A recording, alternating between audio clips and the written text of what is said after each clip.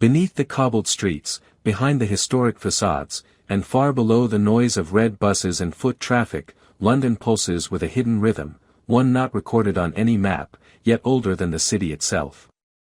Some say it's just coincidence that St. Paul's Cathedral, the Tower of London, and the British Museum seem to form perfect alignments.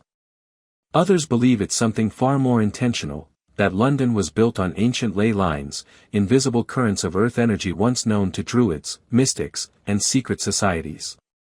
From whispers of rituals held in subterranean chambers to skyscrapers said to harness cosmic power, this isn't the London found in guidebooks. This is a city of secrets, a living, breathing occult engine, still humming with ancient power. So the question is, who's really in control of London, and what are they using its energy for? 1. Ancient sacred geometry and London's layout. At first glance, London may seem like a chaotic web of roads, bridges, and buildings layered over centuries of urban sprawl. But according to ley line theorists, beneath the city's apparent randomness lies a secret, a hidden grid of sacred geometry that has shaped London since its founding. From aerial maps and geomantic charts, researchers have traced curious alignments between some of London's most iconic landmarks, St. Paul's Cathedral, the Tower of London, Westminster Abbey, and even Greenwich Observatory. These sites, many dating back to ancient or medieval times, appear to fall in straight lines or geometric patterns, often forming perfect triangles, pentagrams, or even complex star-like formations when connected. The theory suggests that London's ancient builders, whether Roman engineers, Celtic druids, or later Freemason architects, knew exactly what they were doing. These structures weren't just chosen for visibility or politics. They were deliberately placed to tap into Earth's invisible energy network, a web of power known as the ley lines. Legend claims that where multiple ley lines cross, energy vortexes form, places of spiritual potency, where reality feels thin and fate seems malleable. And these aren't just passive zones. These power points are said to have been used for everything from healing rituals to astronomical predictions to occult ceremonies behind closed cathedral doors. Why do so many of these alignments converge on London? Was the city chosen by fate, or by ancient design, to be a global seat of power? And more importantly, who still uses this grid today? 2. Occult influence on architecture and power centers. While London is celebrated for its architectural marvels, its towering cathedrals, gleaming skyscrapers, and solemn monuments, some believe these structures aren't just designed for beauty or function. Instead, they may be part of an occult blueprint, crafted by hidden hands who understood not just architecture, but arcane energy. According to conspiracy researchers, many of London's most powerful buildings are positioned to act as conduits, tapping into the city's ley lines to draw in and concentrate energy.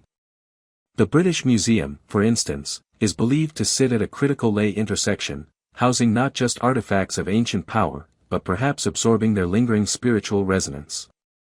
Some theorists go further, suggesting that its design and placement enable it to act as a kind of psychic capacitor, storing energy from visitors unaware they're part of a much larger ritual mechanism.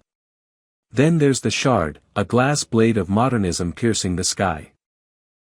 Some say its angular design mimics occult symbols, functioning as an antenna for spiritual forces or astral entities. Its proximity to Southwark Cathedral, a site with centuries of religious energy, only deepens the mystery.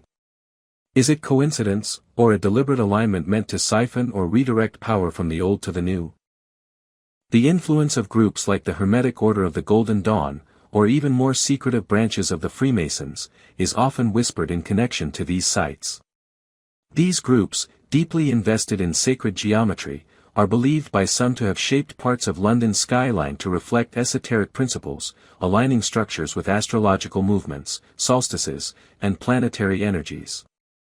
What looks like a skyline may in fact be a ritual circuit, humming with unseen intent.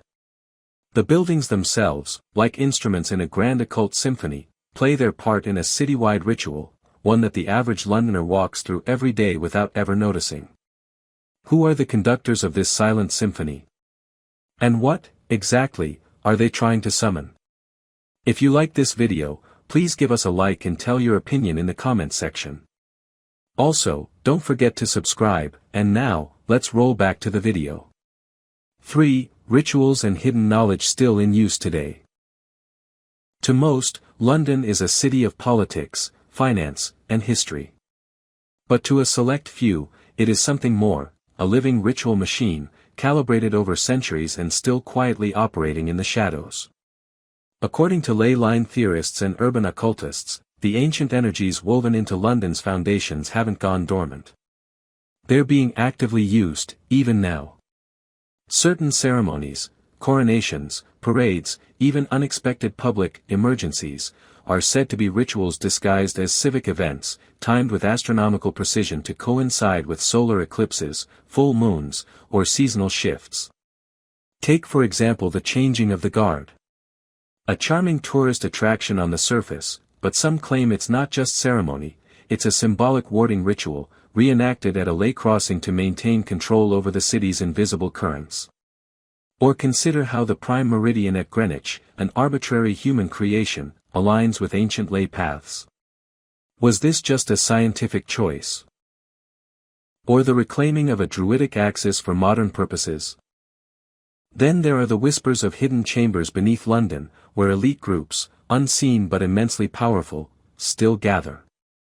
Beneath the Guildhall, under the British Library, or somewhere in the shadow of the London Eye, it's said that rituals are conducted in secret, invocations, sacrifices, and alignments of will with the forces that pulse beneath the city's surface. Participants may include royals, tycoons, or keepers of ancient knowledge tasked with preserving London's mystical heart. One particularly persistent rumor involves a ritual that must be performed every 7 years, ensuring the city's prosperity and the continued dominance of those in power. Miss it, they say, and the city's energy begins to decay, manifesting as riots, disasters, or eerie silence in once bustling streets. The question remains, if these rituals are real, what power are they preserving, and what would happen if someone interrupted them? Whether you see London as a city of history, a seat of power, or simply a bustling metropolis, one thing is certain, its foundations may run deeper than stone and concrete. From ancient alignments and esoteric architecture to secret rituals whispered about in the dark, the idea of London as a ley line nexus invites us to look beyond the visible. Could it be that those who shaped the city, emperors, kings, masons, and mystics, understood something most of us have forgotten? That beneath the glass and steel of the modern world lies a network of power, purpose, and profound mystery. Perhaps the next time you walk through London, you'll sense it, a strange stillness in the air, an uncanny feeling near a monument, or a subtle pull toward a place you've never noticed before. Because if the ley lines are real, and if they are still active, then London isn't just a city. It's a spell. And someone, somewhere, is still casting it.